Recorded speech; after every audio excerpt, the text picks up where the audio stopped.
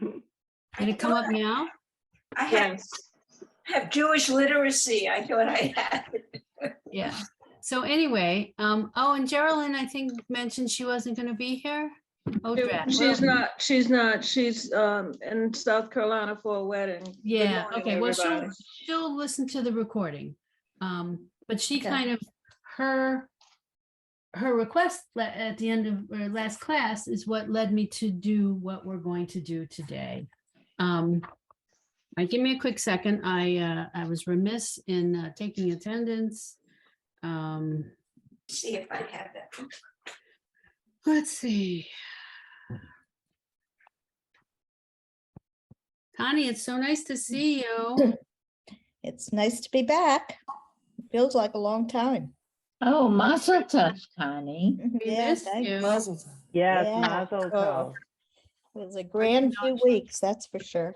Yeah, you had so much happening. It's amazing. What a way to start the new year, huh? It was, and this wedding was right in between the two holidays, between. Oh, Rosh where was Hashanah it, and Connie? Yom Kippur. Where was it held? It was in my backyard, which made it all the more dramatic and really memorable. I'd say the best wedding anyone's ever been to. Oh, that's awesome. Wonderful. So Excellent. where does the couple live now?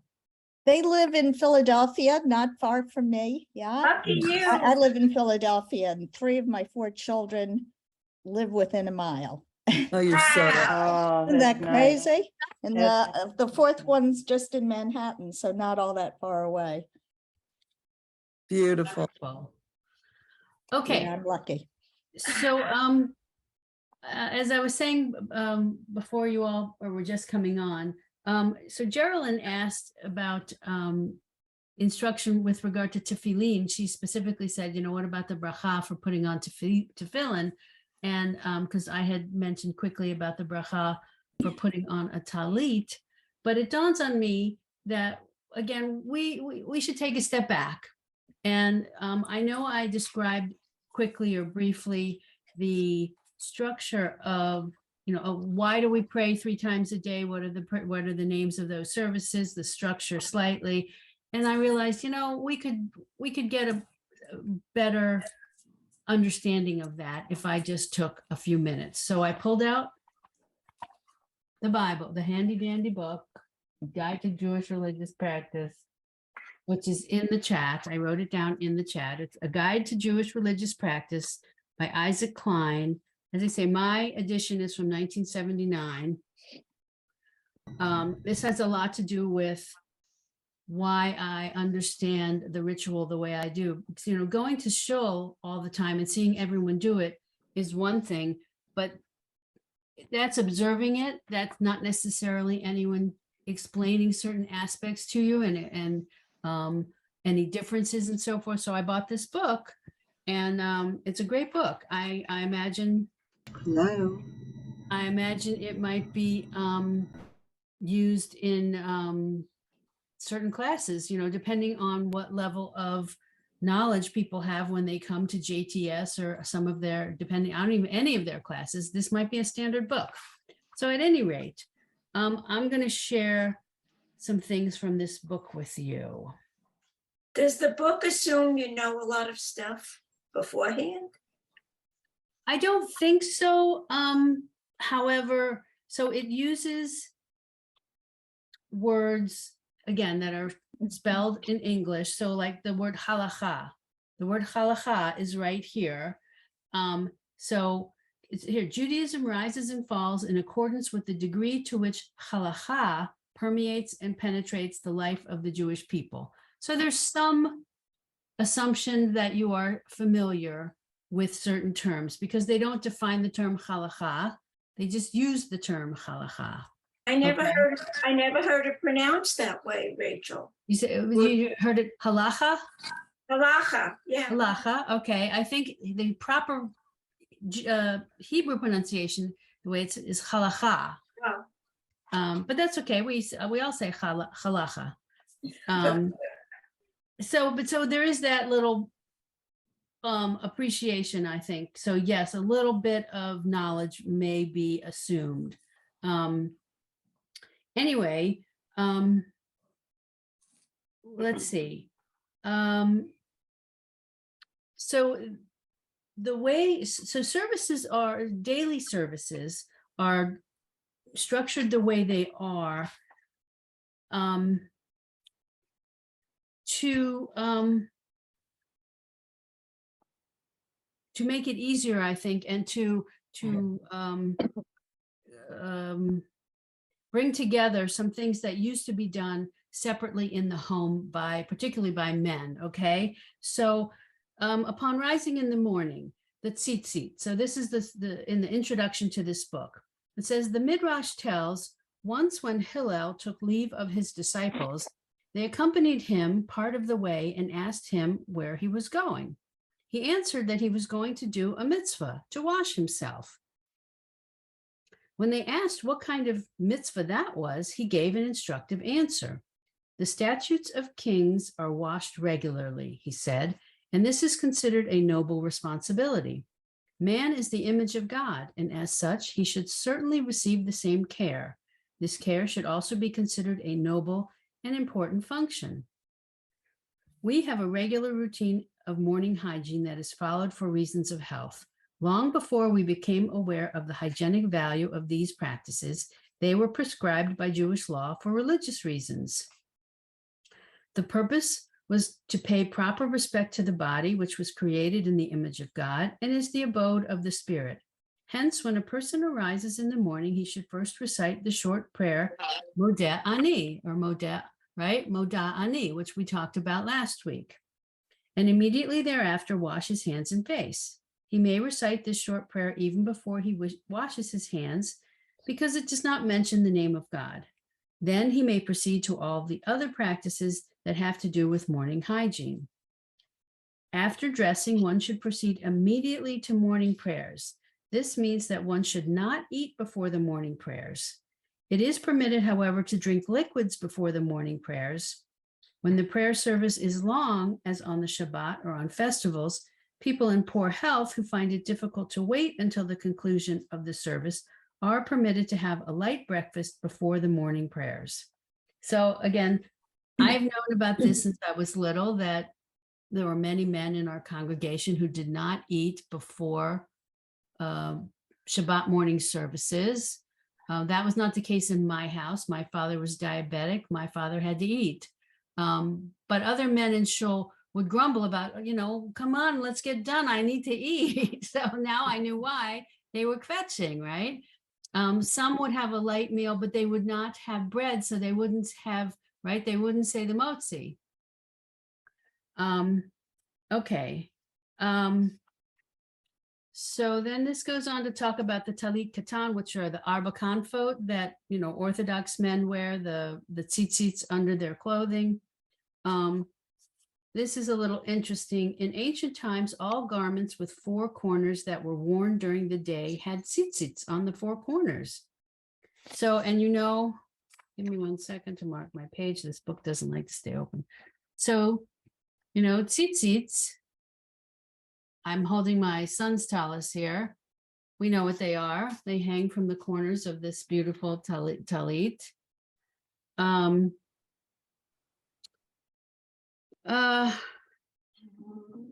The tzitzits, as the Torah prescribes, serve as a reminder of God's commandments, and ye shall look at it and remember all the commandments of the Lord, from chapter 15 of Numbers. Since the use of a fringed outer garment has been limited to the talit worn during services, only the talit katan, which one wears the whole day, now serves as the prescribed reminder. The talit katan is the arba kanfot garment. Okay. So here they give you some history. Rabbi Yohanan suggests that one who wishes to accept the yoke of the kingdom of heaven should perform his hygienic needs, don the tefillin, so put on tefillin, recite the Shema. Hence, one should proceed to the morning prayers as soon as possible after rising, is what they're getting out of this. Okay, so, but, in modern times, people aren't doing this at home. Again, the book goes on to explain that communal prayer is considered to be more important than individual prayer at home.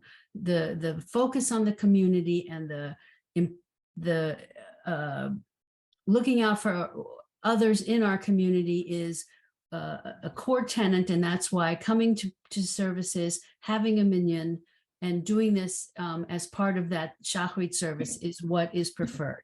So, but let's talk a little bit about the talit. The talit is usually made of wool, silk, or rayon. The tzitzits must be made of the same material, except that wool tzitzit can be used on every talit, regardless of the material that the talit is made from.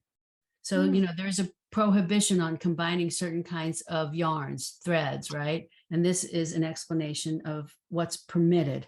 Other materials can be used only when the talit is made of the same kind of cloth.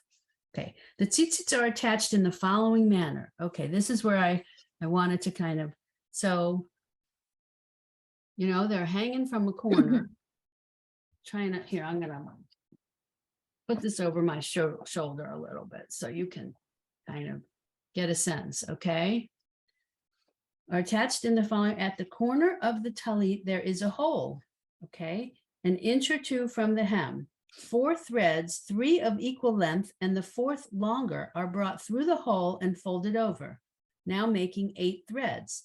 These are folded so that 7 are of equal length, and the 8th, designated as the shamish, is longer. So in this case, there's one that's a lot longer even after they're tied.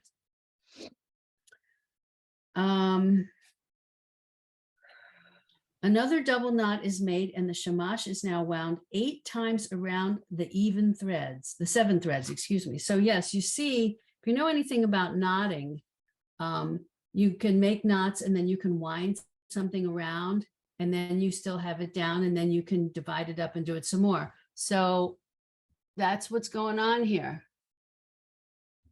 It's knotted, it's wound, it's knotted, it's wound, okay? Again, a double knot, and the shamash is wound around another 11 times. The process is repeated with 13 rings, and then a 5th and final double knot is made. The length of the tzitzits after this process should be about 18 finger breadths, with the part containing the knots making up 1/3 of the total length. When putting on the talit, one should hold it with both hands, recite the blessing, lehitatef batzitzit, then put it over the head, wrap it around, and recite the verse. And this is one I didn't know. Ma yakar hastecha. We have mentioned that the Torah says, you shall look at the tzitzit and you will be reminded of all the commandments of the Lord. The method of making the tzitzit helps in achieving this purpose. Thus, according to Rashi, the 8 threads correspond to the 8 days that elapsed between the day that the children of Israel began their journey from Egypt and the day they sang the song of the Red Sea. The 5 knots correspond to the 5 books of Moses. The number of rings wound around the tzitzit equals 39, corresponding to the numerical value of the letters Adonai Echad. The 4 corners ensure that one will see this reminder in whatever direction one looks. In addition to wearing the talit while reciting the morning prayers, one should take the tzitzit in one's hands and kiss them during certain parts of the service. According to the rabbis, this is done to show devotion and love for the mitzvah. The tzitzits are kissed at the end of Baruch She'amar, which is one of the prayers that I think we were about to get to. We haven't gotten to it yet. It's on about page 50-ish. During the recital of the 3rd passage of the Shema, whenever the word tzitzit is mentioned, at the conclusion of this passage with the word emet, truth, and in the succeeding paragraph with the words kayameh and ulyomei olamim. Okay, I didn't know about that one.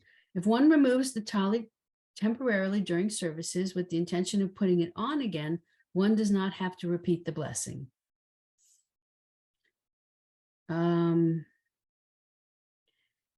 Let's see.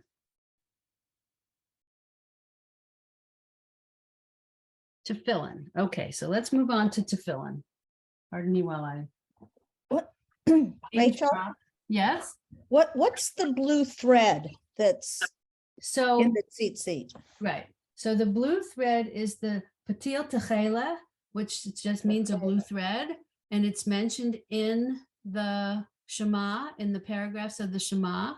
So I think there was a tradition that there was a particular snail that they used to get the dye for the thread. I don't know if that continues to be true. This talit was purchased in Israel for my son before his bar mitzvah. But I, beyond that answer to what's the blue thread, that's as much as I know about the blue thread, is that it's part of the commandment in the Shema, and that's why it's tied here. Okay, no, that help? I hope it helps. Okay. Tefillin. So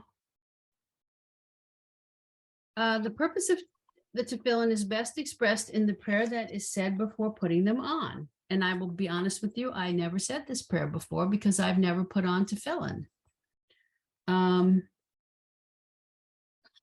God has commanded us to wear the tefillin on the arm in memory of his outstretched arm, Zeroa Natuya, opposite the heart to illuminate that we ought to subject our heart's desires and designs to the service of God, blessed be he, and on the head, opposite the brain, to intimate that the mind and all senses and faculties ought to be subjected to his service. The tefillin consists of 2 black leather boxes. Each of these contains 4 passages of the Torah, which mention the mitzvah of tefillin. That is, the first 2 sections of the Shema, Deuteronomy chapters 6 and 11, and Exodus chapters 13, various verses, each paragraph of which is interpreted as containing a reference to the tefillin. Okay, so I have a video I'm going to show you. It's a really wonderful video.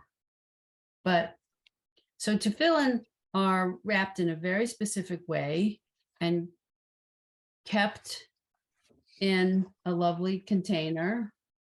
So this tefillin, this one I can tell is the shel rosh because of this, the way this knot is here. Oh no, I got that backwards. This is the shel rosh. This is a knot. Oh, and it says right here, shel rosh.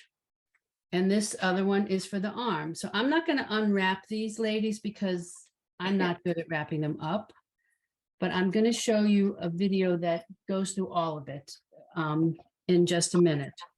Okay, so the shel rosh, or the headpiece, has 4 passages in 4 separate compartments, whereas the shel yad, or handpiece, they are all written on one parchment in one compartment. So the same 4 passages, they're just handled slightly differently. The tefillin are put on before beginning the daily morning prayers. On Tisha B'Av, however, they are worn at Mincha. The tefillin are not worn on the Sabbath or on the major festivals, so high holidays, Sukkot, Shmini Atzeret, Pesach, or Shavuot. This is because tefillin are a sign upon thy hand. Since Sabbaths and festivals themselves serve as such signs, tefillin are not necessary on those occasions. The practice, so here, we're not going to go through. So apparently Sephardim and Ashkenazim do it differently. Our practice is to stand up while putting it on. Another practice might be to sit down while putting it on. But apparently our practice is that you should show respect for it. You do that by standing up as you put it on. Although if you are unable to stand up, you can put it on sitting down. Okay.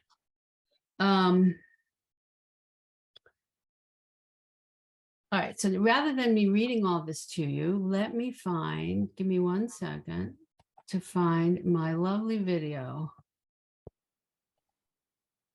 Okay, buddy, where are you? Here we are. Okay.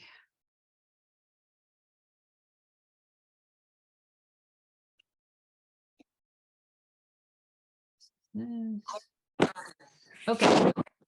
Whoa. Okay, everyone see my screen? Yes. Okay, this lovely gentleman is gonna. It's Chabad TV.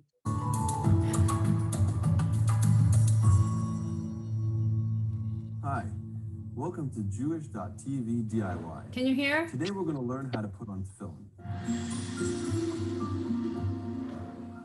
Putting on tefillin is a myth. Can everyone hear okay? We can hear, but I can't see We him. can't see anything. We can hear it. We can hear. And Well, I that's- can see a teeny square. Did Well, you we hit can see this? we can see the bottom strip, but No. most Okay. of the screen is Hold on, black. hold on.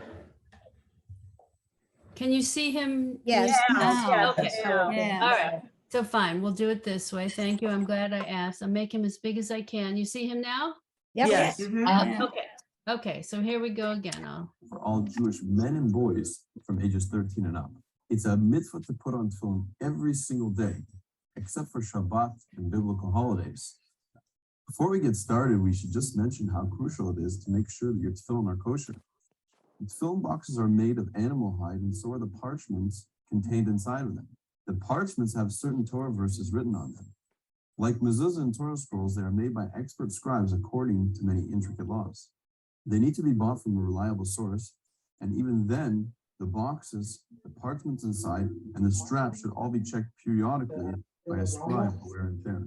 You may see different people in different ways. For the sake of simplicity, I'm gonna show one. Yeah, there should be one there. Let's take a closer look at them. Okay, so you have two black leather boxes strapped in your All the way tefillin. down. One is for the arm and the other is for the head. Once you open the cases, an obvious difference is that the arm tefillin has only one strap, while the head tefillin has two straps. You can also tell the arm and the head tefillin apart because the arm tefillin straps have this slidable knot that opens and closes a loop, while the knot in the head tefillin straps stays tied in place. Another difference is that the arm tefillin has a smooth box, while the head tefillin's box is marked with 3 vertical lines because there are 4 different compartments inside the leather box itself, each containing different parchments. Yet another difference is that the head tefillin has a Hebrew letter shin on both sides. The side of the hand tefillin is smooth and usually has a special protective cover on it. Okay, so the first thing we're going to do is open the bag containing the tefillin. Then we remove the arm tefillin first, and we remove the plastic casing from the tefillin. The tefillin goes on the weaker arm, so right-handed people will put it on their left arm, and left-handed people will put it on their right arm. Roll up your sleeve so that the tefillin is in direct contact with your arm. Put your arm through the loop and place the black box up on your bicep, just below the halfway point between your shoulder and the elbow, right across from your heart. From the time that we make the blessing until both tefillin are in place, no interruptions are to be made. So we're going to make the blessing together, and then we're going to walk through the procedure explaining each step. Baruch atah Adonai Eloheinu melech haolam asher kideshanu b'mitzvotav v'tzivanu lehaniach tefillin. Okay, so we're going to pull the strap through to tighten the slidable knot closed. You want to make sure that the knot is directly touching the box. Wrap the strap up and over the strap socket and over your bicep 2 times. This creates a total of 3 straps, representing on the top of your arm. Continue to wrap 7 more times around your forearm. Then do a half circuit diagonally across your hand and once around your palm. So now we're going to put on the head tefillin before coming back and finishing up the arm tefillin. Take out the head tefillin from its plastic case. The box goes on your head so that the front edge of the box rests just above the hairline. If your hairline is receded, you line it up with where your hairline used to be. Centered in the middle of your head, lined up right between your eyes. Pull the straps down around the side of your head, over your shoulders, so that the straps are hanging down in front of you like this. The knot in the back, shaped like the letter Talit, should rest on the ridge at the base of your skull. It shouldn't hang down onto your neck. Okay, now we're going to go back to the arm tefillin. The strap is wrapped up and over the base of the middle finger, then just above the first joint, and then back a second time around the base of the finger. Most likely you'll have some extra length of strap. So you just wrap it around your palm and tuck in the tail end so that it doesn't come undone. While you have your tefillin on, you should be mindful of them. Avoid any unnecessary conversation and stay out of any unclean places. When taking off the tefillin, we do it in the exact reverse order. That is, we're first going to take off the straps around the hands, then we remove the head tefillin, and finally the rest of the arm tefillin. That's a wrap. Now that you know, it's time to do it yourself. Okay. So I thought that was lovely. He was very easy to understand. He didn't go into unnecessary explanations or anything. I don't know if I said, but so obviously he had his talit on beforehand. You put the talit on first before you begin wrapping your tefillin. Okay. Rachel, Yeah. Richard Schlossberg is the person who taught my son how to put on tefillin, because my husband is as observant as he is, did not know how to put it on. And I remember being there and watching. Richard Schlossberg is an excellent, very excellent teacher, very patient man.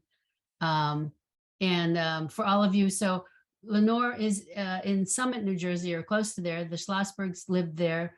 Pam and Richard moved to our area in Chicago and belonged to the synagogue Mary Ellen and I belong to. Richard is a past president of the synagogue. Pam is a past president of Sisterhood. She's the current region president for Central Great Lakes. So Schlossbergs are amazing. Okay.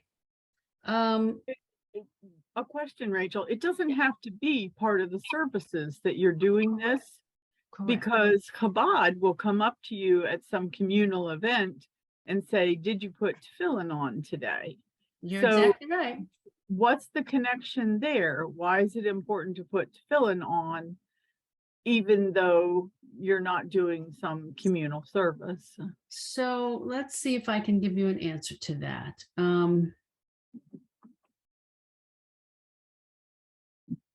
Give me 1 second.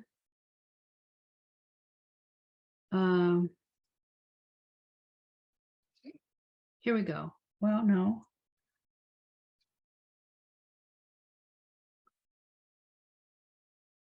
From what you said before, I wondered if it was just to remind you of what the Torah verses are.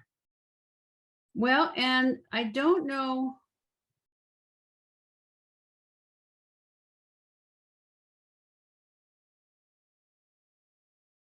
Hey, Barbara, Yes. Hey, I'm curious, when Chabad came up, were they talking to you or to your husband? or your no, they son? were not talking to me. But I grew up in a small town where there was no Chabad, but in graduate school, Chabad, I mean, it was in New York, so Chabad was there. And if several guys and I were walking, or a group of people were walking across campus to go get lunch, they would say to the guys, I think they started out with, hey, are you Jewish? And then they would ask about tefillin, and they'd have their mitzvah mobiles and everything.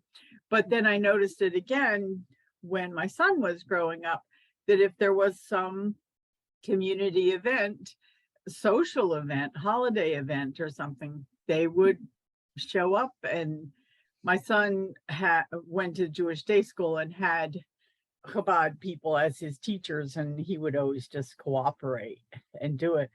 But a lot of the guys, when I was in graduate school, they would deny being Jewish just so they could move on. So, Yeah, I'm always a little bit interested in knowing how and whether they're at all offended by women wearing talit tote or donning tefillin. I would guess they are. I if you go to Chabad, which I have gone, for weddings or special services or something like that. You never see women doing that. Yeah, and they're not going to offer that to women. No. So I think there's a difference with what they're doing. This is Jewish proselytizing essentially, and they are trying to encourage men to fulfill as many mitzvot as they possibly can. They will come around and they'll say, have you done the bracha with the lulav and the etrog, and they'll get as many people to do that. So the idea that they are trying to expose as many Jews as possible to as many mitzvot as possible within their realm of what's appropriate for that person regarding the mitzvot. So it has nothing to do with, in my opinion, fulfilling the commandment with regard to the practice of doing it with shachrit. It's just fulfilling the commandment. So, so let's talk about, so I don't know if you guys have come across this ever, but I mentioned it when I talked about the different times of prayer or the different prayers, Mariv, Shachrit, Mincha. So they are prescribed for certain times of the day, and the time is rather important. So we had this issue with Women's League when we went to Zoom, and we have so many time zones, and how early or late can we start Shachrit? In other words, because of the West Coast being so many hours earlier and the East Coast needing to finish Shachrit before the prescribed time of day, there's a window there when we had to start. So here's what the book says. The time period which the morning prayers may be recited begins at sunrise and continues for 1/3 of the day. The rabbis in the Talmud speak in a time span of 4 hours because, for the sake of uniformity, they speak in terms of days and nights of equal duration. 4 hours then constitutes 1/3 of the day. When necessary, one may begin his prayer at dawn. Thus, people who go to work early may recite the morning prayer even before sunrise. One should not, in any event, recite the morning prayer after noon. So that was our issue with Women's League. Daniel, the Bible tells us, prayed facing Jerusalem. We follow the custom of facing east toward the land of Israel when we pray. Those who live in Israel face toward Jerusalem, and those who are in Jerusalem face toward the site of the temple. Okay, we know what a minyan is.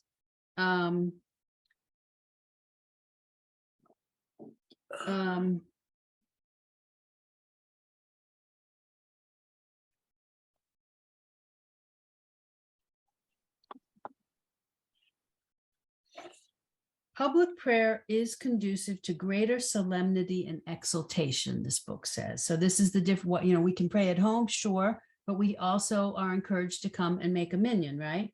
Only participation in the community can effectively guarantee the individual's progress toward achieving the highest ideals. For this reason, the Torah was entrusted to the community of Jacob, hence also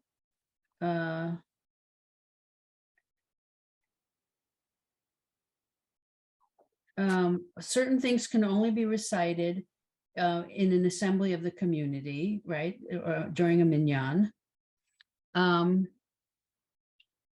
So according to the late Chief Rabbi Cook, the basis of prayer established by divine wisdom for the fulfillment of man's needs lies in its impelling the moral improvement of man, exalting and stabilizing his mind by strengthening his spiritual powers. The compelling force of this moral training does not come about when a man is in seclusion, but rather when he joins with his fellow men in communal life. Therefore, the main point and purpose of prayer lies in the coming together of men. Man's intellectual self-perfection can be accomplished by study alone, but the morality necessary for communal life is established through prayer. Hence, public prayer is the main form of prayer, and even private prayer will more readily produce the desired results when it is recited within a congregation. All right, so now let's talk about Shachrit. The morning service consists of these sections, and we mentioned the Birchot HaShachar, which that group of prayers now brings in all of the ones that were described here as doing at home on your own. Now they're done in the synagogue as part of Birkot HaShachar. Then you get to Pesukei de Zimra. Excuse me, Yeah. if you do it in a communal fashion, is that a higher mitzvah? Or is it? Well, it sounds that way. I think, yes, being part of the minyan is considered a mitzvah. So that is an additional level of mitzvot, Okay, right? And especially for those who need to say Kaddish. So it's Exactly. an extra So because the point of having it communal and having at least a minyan is that there are certain things that members of our community are going through and need a minyan in order to recite them out loud, right? Mourner's Kaddish and certain things. So by providing those members of your community that opportunity, you have now heightened their mitzvah and committed a mitzvah of your own. that makes sense. Similarly, so this book talks about, I know I came across it. So I don't know how many of you are familiar, but particularly, so you don't encounter this on Shabbat, of course, because you don't handle money on Shabbat, but at weekday services, there is usually a tzedakah box, and you are asked to, add money to the tzedakah box as shachrit services. And again, the idea there is that you are thinking of your community and you are giving a little that will be used for the betterment of your community. And so as you are putting yourself in this sacred space to do this wonderful, important spiritual practice of prayer, the first thing you do is you think of those around you in your community and you drop something in the tzedakah box. Okay, so Birkot HaShachar, Pesukei de Zimra, the Shema, the Amidah, the Tahanun, which I wasn't familiar with this phrase, but that's the supplication prayer. So I think that includes the Aleinu, and then the reading of the Torah and concluding prayers. So I know this is a lot of detail, but so here it became customary to recite a benediction for each act one performs during the morning routine, right? That's what we already talked about, rising, washing your hands and your face. A benediction, right? Hands, when one dresses, as they put it, after answering one's natural needs, whatever they may be. In current practice, so at services with the minyan, instead the reader reads Asher Natan LeSechvi Vina, which is, we read that last week. So that's part of the Birkot HaShachar. This introduces the Birkot HaShachar, the preliminary prayers. At the conclusion of the Birkot HaShachar, then a mourner's Kaddish is recited. So I'll just quickly, so Pesukei de Zimra, this, no one really ever explained Pesukei de Zimra to me, but I kind of figured it out over time. The Talmud records that pious Jews used to come to the synagogue well before the service and spend some time in meditation before beginning to pray. This period of meditation was an attempt to attain a mood appropriate for authentic prayers. And this is what the rabbi used to say. And you can, like, if you came to Shabbat morning services at the time it's prescribed, you'd get there and there would not be very many people, let's be honest. We'd get a minyan and we'd start Pesukei de Zimra, but we wouldn't have more than, the minimum for quite some time. And the rabbi would say, all right, so this is our preparation, now that we've done Pesukei de Zimra, now we're ready. So, and that's exactly what this talks about. So it says here, the rabbis also suggest that we should begin our worship service praising God. Rabbi Meir of Rothenburg formalized this early custom by introducing a series of passages from the Bible, which are read before the beginning of the formal service. And so the beginning of the formal service begins with the Barchu, the call to worship. So before that is the Pesukei de Zimra. Rachel, Yes. So this is, I should have known this, but I didn't know this. I thought that a minyan was required really just for Kaddish. Is it required for all formal prayer? Not all of them, but I believe you can't do the Baruch Hu out loud without a minyan. So there are a series of them. Okay. That's really interesting. I feel foolish that I didn't know that. Okay, so it goes on. The Pesukei D'Zimra portion of the service in its present form is the result of an evolution which took place over many centuries, with different passages added at different times. Even today, the Ashkenazi and the Sephardic minhag differ as to the passages recited and the order in which they are said. All agree, however, that the central portion of Pesukei D'Zimra is the Ashrei. Just saying. Psalm 145. And the two preceding verses, Psalm 84 and 144. Okay. The rabbi suggests that Ashrei should be said 3 times daily, once during Pesukei D'Zimra, once as part of the concluding prayers of Shachrit, and once during Mincha. On Shabbat and festivals, additional psalms are added to Pesukei D'Zimra. And as I just already said, Pesukei D'Zimra begins with Baruch She'amar, which we went over last week. Okay. Now this gets into, so this is interesting. So this says that when you're saying Baruch She'amar, the worshiper should stand, taking 2 of the tzitzits of in his hand. On concluding, he should kiss the tzitzit and release them, and then sit down. I did not know that, since I never wore a talit and didn't do that. Okay. All right, this gets into a lot of other minutia about Pesukei D'Zimra, which I don't think we really need. Rachel, I have a short Ashrei story. So I get the Jewish News, the New York edition, and a few weeks ago, there was an article. It's a woman probably my age or older that writes a column, and the title of it was Ashrei. So of course it caught my immediate attention. And it was this nice story, well, very sad story about a man who moved into their synagogue, around my age, and he became very active, and he got there. They always had, it was an Orthodox synagogue, and they had a hard time getting an in-person minyan together, and he started providing food, and people started showing up.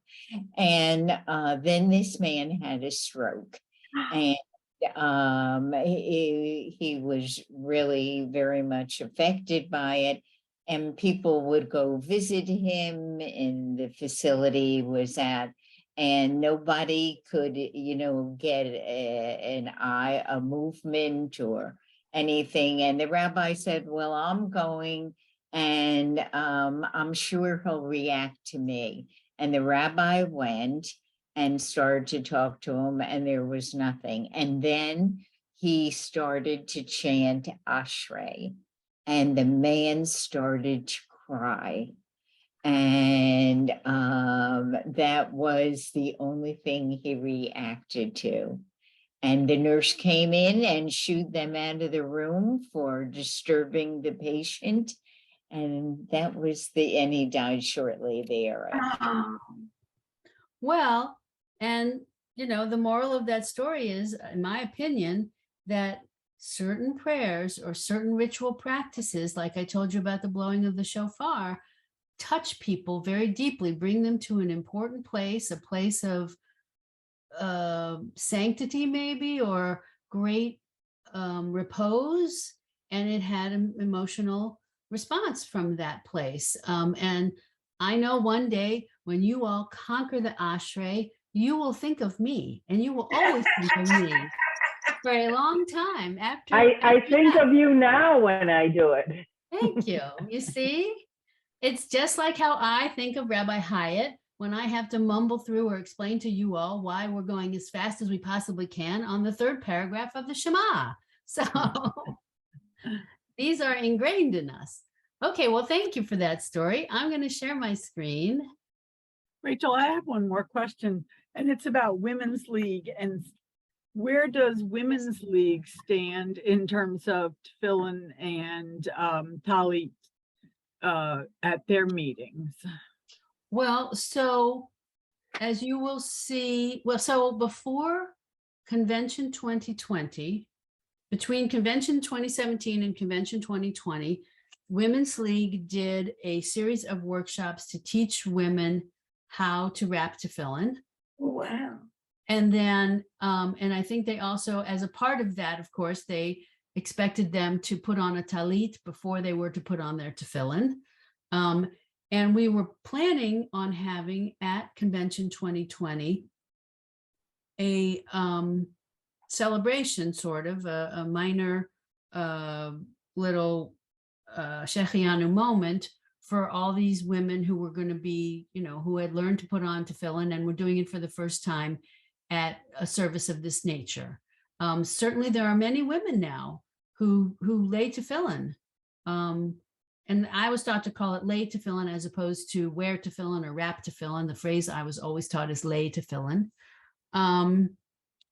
It's a matter of choice, but I will tell you, and I probably should mute before I do, but I won't. I think there is some peer pressure going on to get more Women's League members to wear talitot. I think it's a matter of preference, but you know, women think it's a sign of solidarity and a sign of egalitarianism.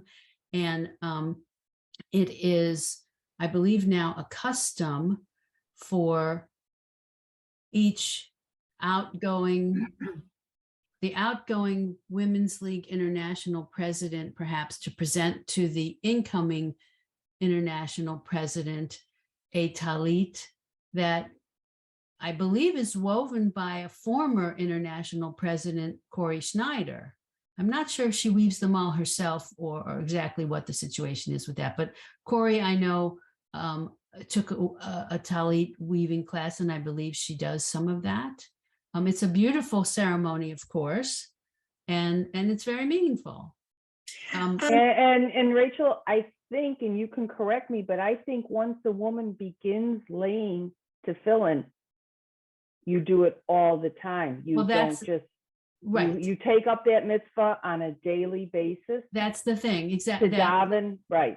So that's what I was taught too, is that once, so that the commandments for men, women are excused from, as I think I may have mentioned last, that, you know, women weren't expected to be at the service at a set time because they had other duties around the house, and those duties were paramount, and being at that service at that exact set time would interfere with those other responsibilities of hers. Yeah, we're not time bound. Right, exactly.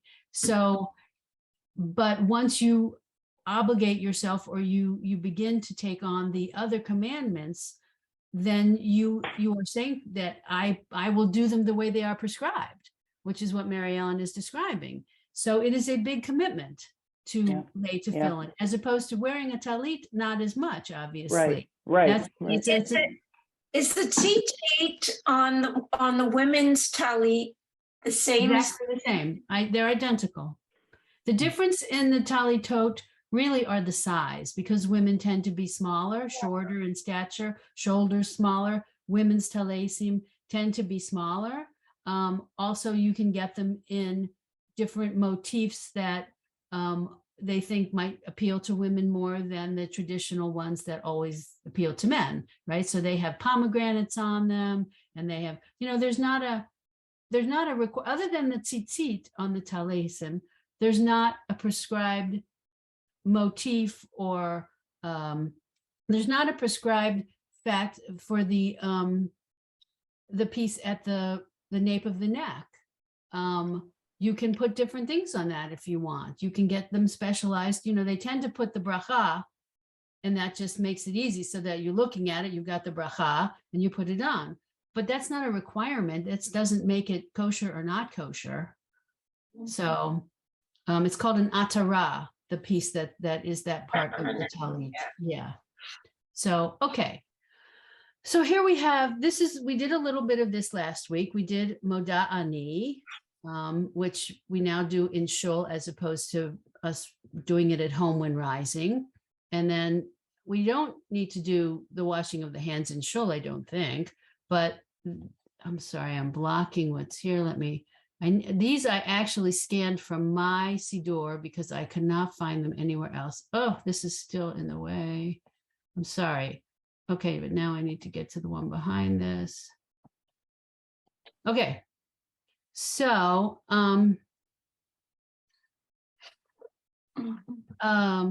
this one we did briefly. Barchi nafshi et Adonai, Adonai Elohai, God dalta me'od, hod v'hadar, livashta, ote or kasalma. I don't know this line. Note shamayim Tyria. Anyway, Tyria. So let all my being praise the Lord, who is clothed in splendor and majesty, wrapped in light as in a garment, unfolding the heavens like a curtain. It's a lovely concept, right? But I put this here so that we could get to this meditation before putting on the talit, which is I wrap myself in a talit with fringes to fulfill the mitzvah of my creator as written in the Torah. They shall put fringes on the corners of their garments in every generation. So this is here. Hineni mit a tef, or mit a tefet is what we would say, mit a tefet, betalit shel tzitzit, kedei likayem mitzvat bor'i, kakatuv b'Torah, v'yasu lahem tzitzit al kanfei vigdehem ledorotam. Okay, so that's, yeah. What does matifata mean? Tefet, this word, it's a feminine version of what? Matifatef, right here. I'm assuming this is the word wrap. Because I Wrap myself. that word at all. I've never seen that word in my regular perusing. I'm of pretty sure books. this is the biblical or whatever decade, millennia, they came up with this word that I wrap myself.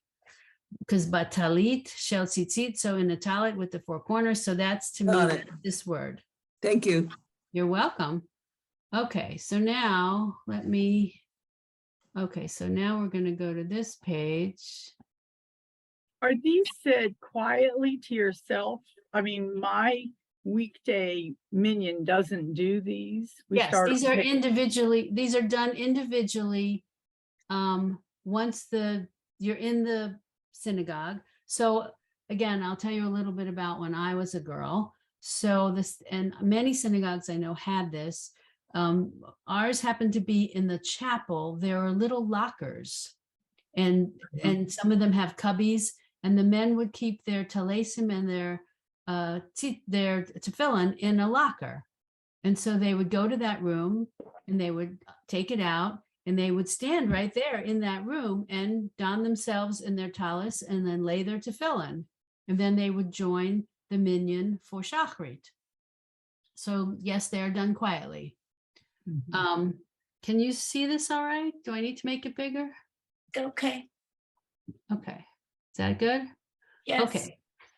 All right. So this is the bracha for the talit, which we said, Baruch atah Adonai Eloheinu melech haolam, asher kiddeshanu b'mitzvotav v'tzivanu. So again, that's the standard opening to a prayer that you use when it is a commandment you are fulfilling.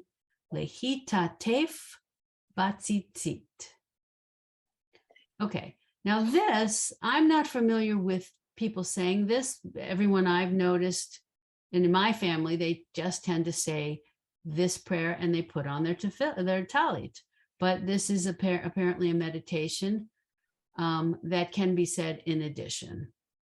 But let's talk about the tefillin, which is, we just have a few minutes left. Meditation before putting on the tefillin. So again, some of the men, in addition to their talit and their tefillin in this locker or cubby, they would have a very small portable prayer book. And so they would open to the page and they would do this. But they wouldn't bring that prayer book necessarily with them to the Shachrit service. They would go into the sanctuary and they would use the book that was in the sanctuary. But I'm guessing that they opened it here for the meditation and the bracha. So, and this is obviously a new enough book. So, Hineni mechaven, but here mechavenet. So the female version of this. Behanachat tefillin lekayem mitzvat bor'i. So I'm not going to go through all of this. Let's come down to here, putting the tefillin on your arm. Baruch atah Adonai Eloheinu melech haolam. Again, asher kiddushanu b'mitzvotav v'tzivanu, which is the formula, and then you get to lehaniach tefillin. Okay, and that's for the arm. And then for the head, Baruch atah Adonai Eloheinu melech haolam, asher kiddushanu b'mitzvotav v'tzivanu al mitzvat tefillin, Baruch Shem Kavod Malchuto Leolam Va'ed. So, they're short prayers. I think the methodology for putting on the tefillin is really what's most important. It's very prescribed and you need to do it exactly that way. And it takes practice. Those of you who are going to attempt it, it takes practice. Let me stop my share. The other thing I will tell you that I learned when my son was doing this, and my husband did it in order to assist his son. You buy a new one and the straps are stiff. Even though you think they're going to be, soft as butter, not so much. And which is why it's nice to have a pair that might be handed down to start with, because they're nice and soft and buttery and they've been kind of broken in. But on the other hand, the pair that I had, my dad's pair, was so dried out that it really became unusable. So, Can you have it repaired? Can you get new straps for an old one? You when you buy them new, you buy them new. If you happen to be lucky enough that somebody has a pair that, for whatever reason, people don't tend to replace them until they're really disheveled and no longer usable, because they're expensive. They're very expensive. So I hope that was helpful. Edith, please tell Geraldine, of course I will send this out, but please tell Geraldine that this is a video recording of the class that she should be sure to watch, because this should answer a lot of the questions that she seemed to have. I will, but you provided a lot of information that wasn't in the video, so she'll need to look at your, it'll be better when this comes out. Yeah, and it should, oh gosh, it's a holiday again, isn't it? So it won't get posted till at least Wednesday because of the holiday, I think. But we'll see. I'll send it out. Rachel, did you ever post last week's class? I did not. I forgot. I forgot because I was figuring out what I was doing today, and I forgot to do last week. So, but I'll probably post that later today. Okay. I haven't seen any women in my shul late tefillin. Well, you have to be there on weekday Shachrit, not on Shabbos, to see it. Oh, I'm going the wrong time. Right. No one does it on Shabbos. You got to go during the week at Shachrit. I'll check it out. Okay. All right, ladies. Thank you for coming as always. And we'll see you next week. Shabbat shalom. Shabbat shalom.